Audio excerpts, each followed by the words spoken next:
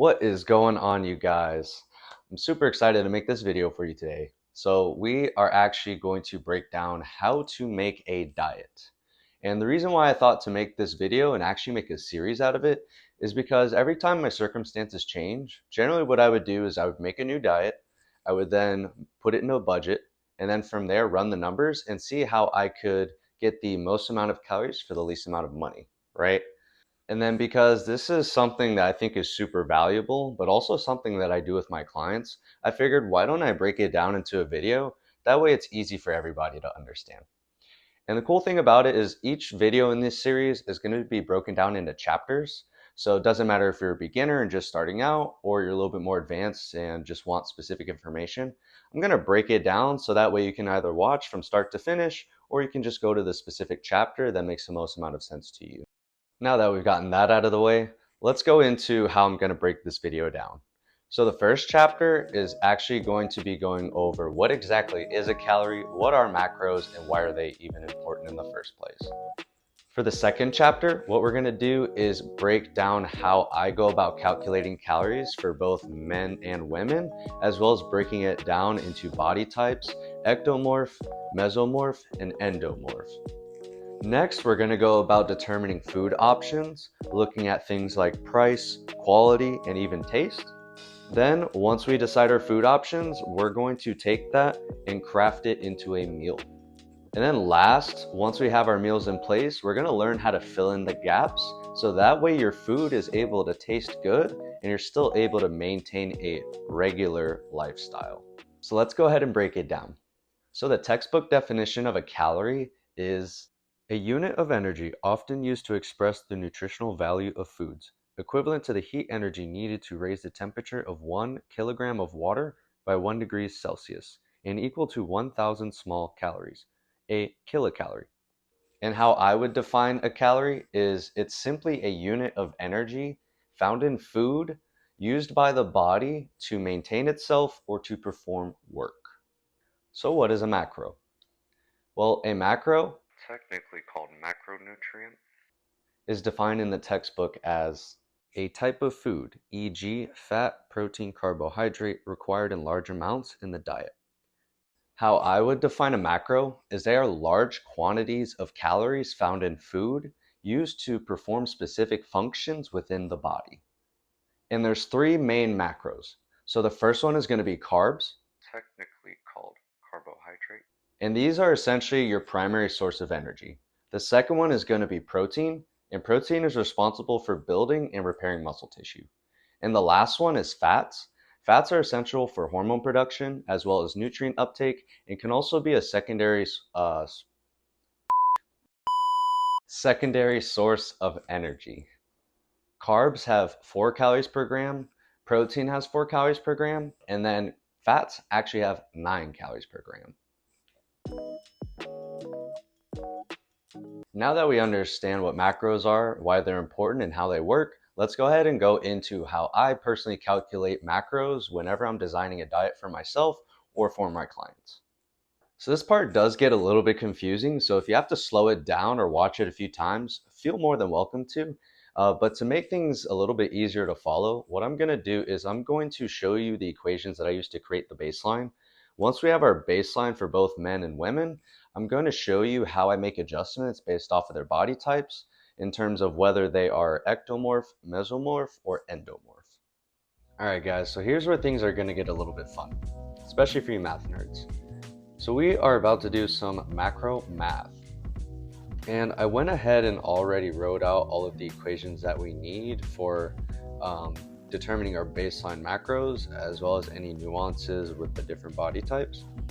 So with that in mind, you guys are more than welcome to take a screenshot of this or grab a sheet of paper and write them down, or even just follow along with me in the video, because I'm going to use myself as an example to work through all of these equations.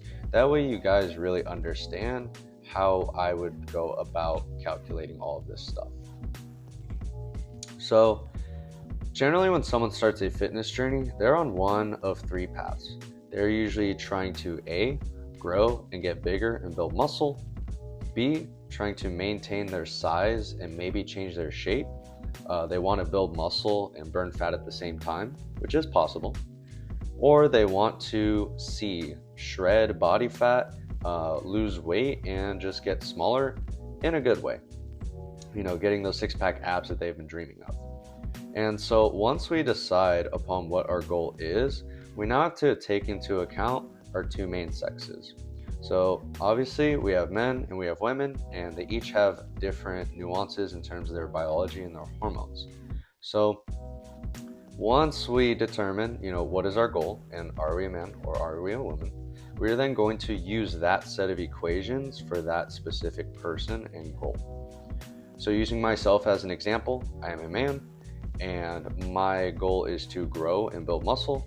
So what I'm going to do is I'm simply just going to take my body weight and multiply it times 3.5, 1.75, and 1. Those will give me my total carbs, proteins, and fats for the day in grams.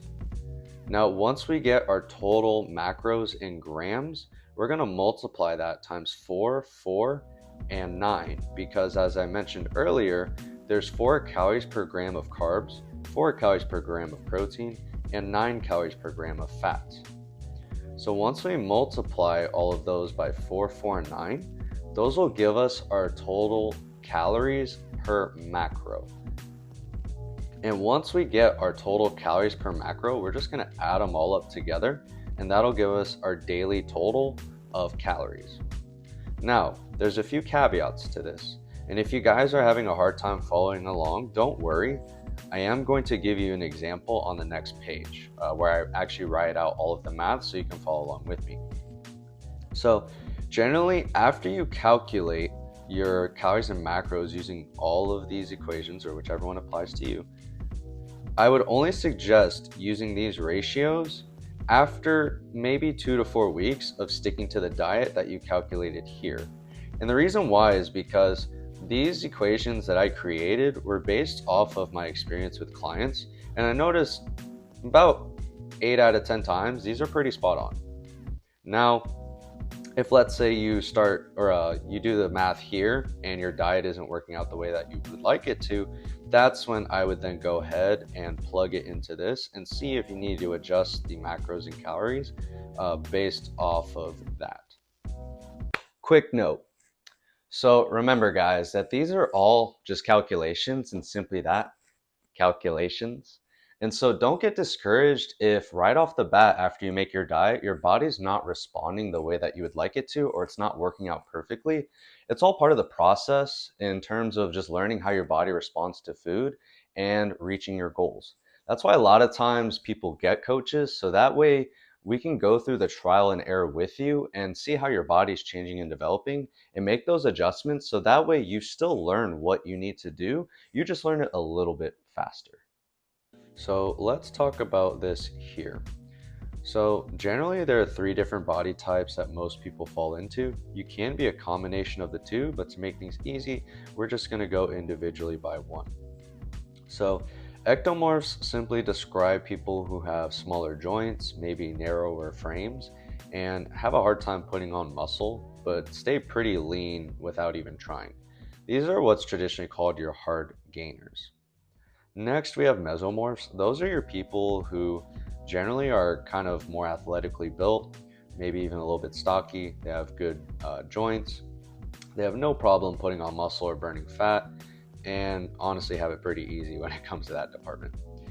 Next, we have our endomorphs. So endomorphs are generally the people who are described as like being big boned or thick with 3 C's and have a slow metabolism or have a hard time putting on muscle and burning fat.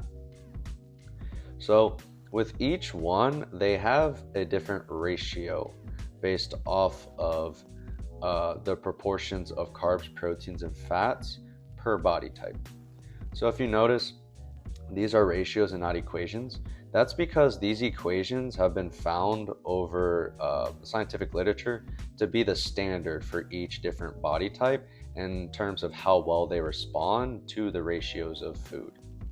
Now that we fully know how to use everything on this page, let's go ahead and use myself as an example. That way you guys can see how the math is done. All right, So I went ahead and wrote all this out. That way it's super easy to follow, super simple. Okay, so obviously my name is Coach Victor, and my weight is actually 163 pounds right now. So that's the weight that we're going to use for this equation. And right now my goal is to gain muscle. Okay, so with that being the case, what we're going to do is we're simply just going to plug in my body weight to this part of the equation right here. So we're just going to go ahead and put 163, 163, 163. And that's because the equation that we were using earlier is our body weight times the ratio that we're using for... Sorry guys, I just had an idea. So to make this easy, I'm actually gonna put the equations that we're using up here.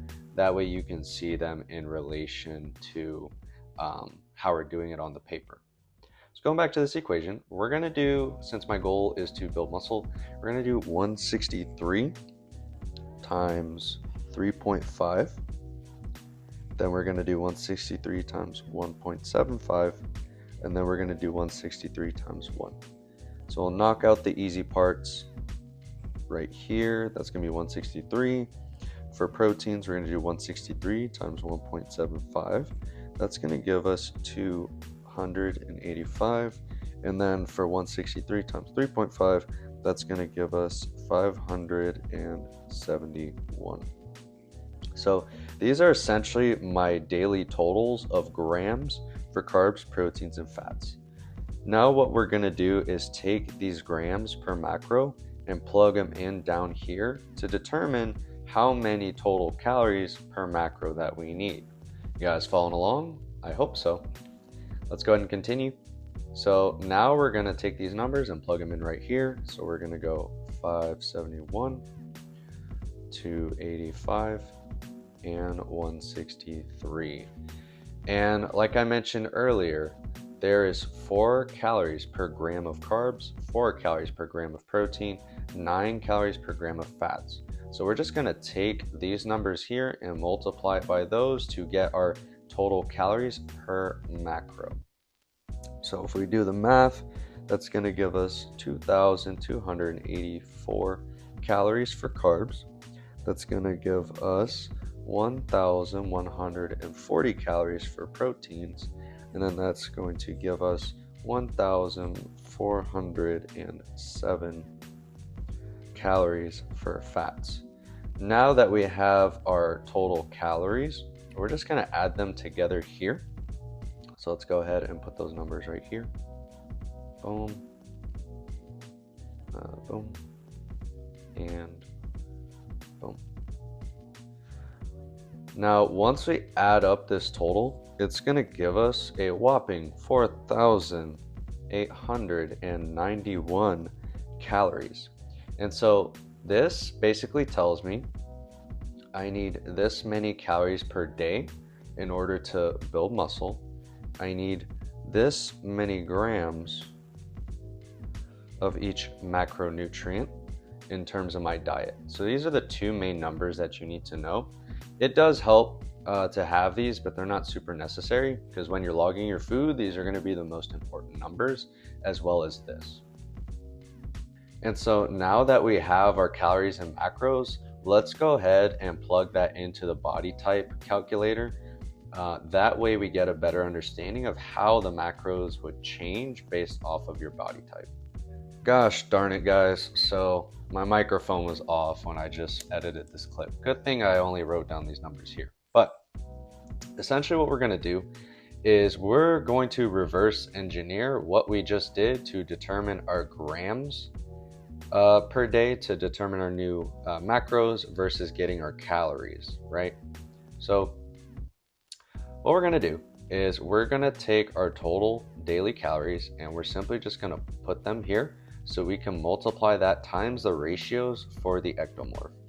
So in this example, we're going to do 4,891 times 55%, also known as 0.55 when you put it into decimal form.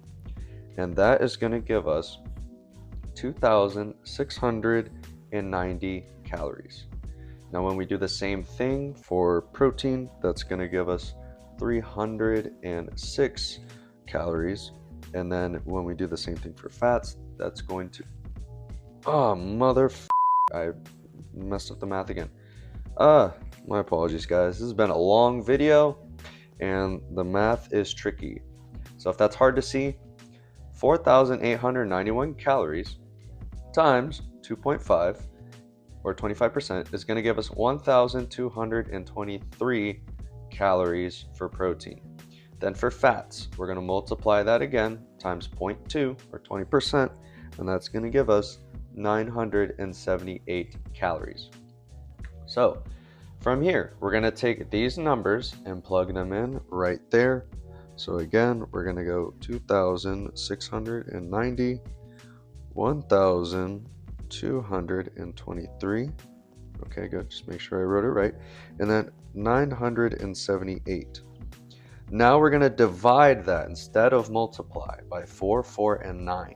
And that's going to give us our grams per day, right? So this is going to give us 673 grams of carbs, 306 grams of protein, and then 109 grams of fats. So your calories are going to be the same, but because we took into account your body type, this is going to be your new macros.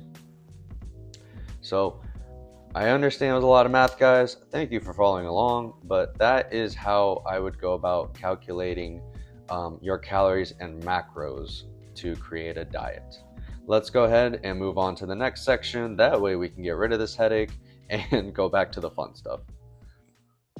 Now that we're done dozing off in math class, let's go ahead and talk about how we would determine our food options. So these next few slides are going to list out all of the foods that I would suggest you pick from.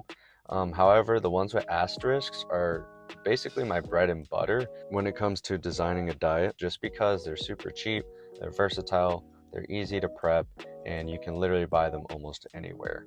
So follow along on these next few pages while I go over what I would do in terms of figuring out my food situation. So when it comes to carbs, there's two different types of carbs, right? There's fast digesting carbs and slow digesting carbs. And to have a successful diet, you need both. And so basically the easiest way to explain a fast digesting carb is things that are high in sugar. Things like your jams, your jellies, fruits, cereals, white bread, white pasta, white potatoes. Those are basically going to spike your insulin, which is the hormone that's responsible for shuttling nutrients either into the muscle if your body needs it, or storing it as body fat if your body does not need it.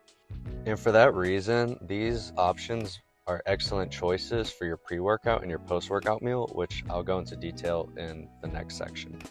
Moving on to slow digesting carbs though, as you can imagine, they're the complete opposite of the fast digesting carbs. These will actually keep your insulin at bay and provide you steady energy throughout the day. And so great sources of slow digesting carbs would be your things like oats, whole wheat bread, whole wheat pasta, a lot of fibrous vegetables and greens, and beans or legumes. Let me go ahead and tell you what my base options would be if I were to make a diet from scratch. So when it comes to my fast digesting carbs, generally I stick with things like white rice or jasmine rice, russet or red potatoes, because those are super cheap. And I also stick to instant or rolled oats, cereal, cinnamon raisin bread, especially because it's the same macros as a bagel, but it's actually way cheaper. And then we can't forget our fruits and vegetables. So for vegetables, I usually go with either asparagus, zucchini, or green beans. And then when it comes to fruit, generally I just do apples and bananas. And then even though apples are my favorite fruit, they usually tend to get expensive. So a lot of times I end up just buying bananas. Alright, so when it comes to protein, we want to try to have a wide variety of different proteins just because they offer different amino acids, aka building blocks to the muscle.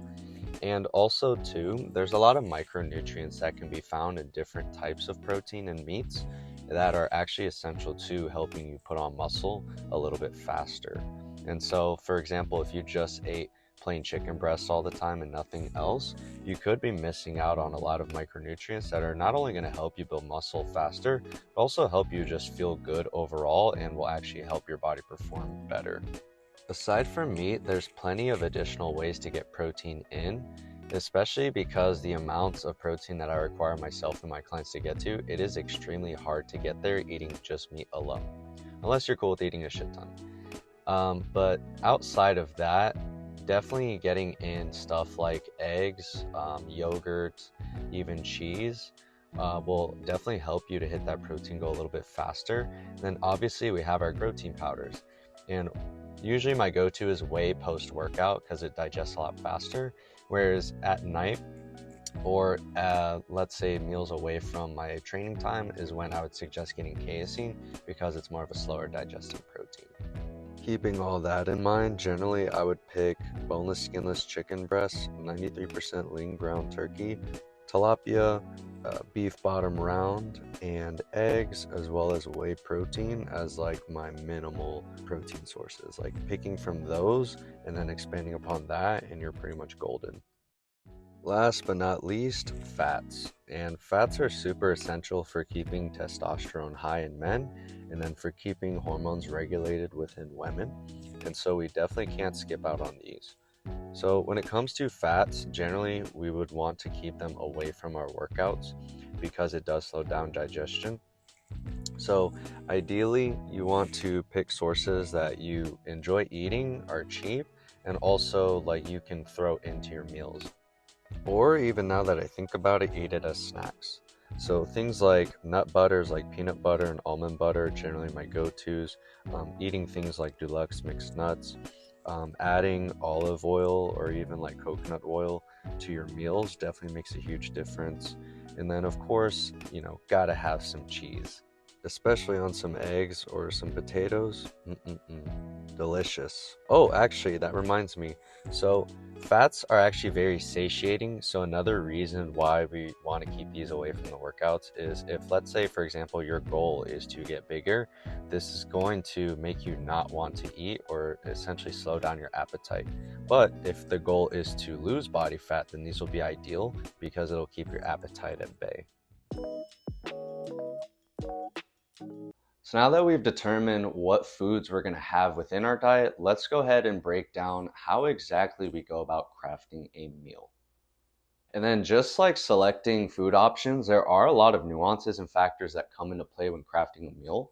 So to make things simple, we're going to break it down into 4 factors. First, we're going to go first into meal frequency. Then we'll go into the amount of calories and grams per macro that you're going to have per meal. From there, we're going to help determine our food options by what the activity is. And then the 4th one is going to be based off of your personal preferences. Pause.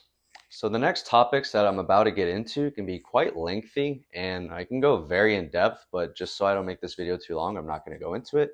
But if you guys want me to expand upon that, things such as like meal frequency, nutrient timing, digestion, or anything else that you might have heard earlier in the video, just leave a comment down below. That way I can make a future video on it. So that way I can help you guys out as best as I possibly can.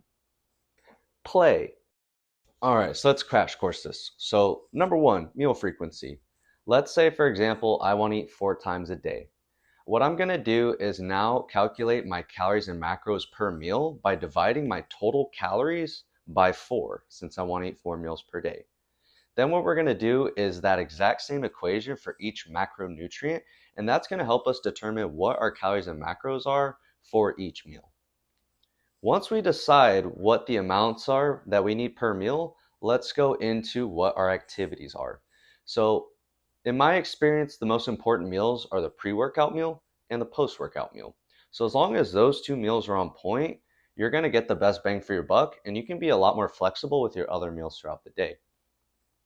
So now let's say, for example, we're going to make our pre-workout meal. This is where a lot of your leaner proteins are going to be super important and a lot of your fast digesting carbohydrates are going to be super important. And you want to have as minimal fats as possible. So generally, I would do a 2-to-1 ratio of carbs to protein and then just have minimal fats, at least within that pre and that post-workout meal. Then from there, generally when it comes to my morning meal and my night would be where I have a lot of my fats inserted because this is when your body's going to be repairing and recovering right before you go to sleep. And fats actually slow down digestion. So if you have protein and fats before you go to bed, this will actually help you recover faster, thus making it easier for you to put on muscle and also be able to keep off the fat. Then when it comes to your other meal, you can literally do whatever you want. Just make sure that you hit your carbs, proteins, fats, and just overall calories for the day. All right, guys, last one. So, filling in the gaps. What do I mean by that exactly? So, my advice is always if your diet is not tasty, it's not cheap, it's not easy to make or sustainable, it's probably not the best diet for you. So, when it comes to filling in the gaps, this essentially just means doing whatever you need to do to feel like a normal human being and still hit your calorie and macro goals as well as just be normal. So, that means using things like seasonings, condiments, beverages. It could be milk, tea, juices if you want to. You can literally do whatever you want, so long as your calories and your macros are hit for the day. So, don't get super overwhelmed with, oh, I have to make my food super bland in order to stick to a diet and lose weight or build muscle. Don't think you can't go out on the weekends and, like, maybe have a cheat meal every now and then, or even be able to enjoy alcohol. You know, this is essentially like all part of the lifestyle, right? You got to have balance. You can't just be super hardcore bodybuilding because trust me, I've been there and it fucking sucks. But you also can't be loosey goosey and do whatever the hell you want if you're trying to get six pack abs, build muscle, and look pretty damn good. So, I hope this helps. I hope you guys enjoyed the video. If there was anything during the video that you would like me to expand upon, like I said, leave a comment down below. That way I can make a future video for it. If you guys are interested in coaching, you would like some help, feel free to fill out the application down below in the link in the description, as well as follow my social medias where you can get other content just like this in little bite-sized form. So that way you're able to get the education that you need. Then once you're ready to get coaching, again, fill out that application, or you could just go through my social medias and shoot me a DM. So thank you guys for your time. Like, subscribe, comment, and I will see you on the next video. Take care.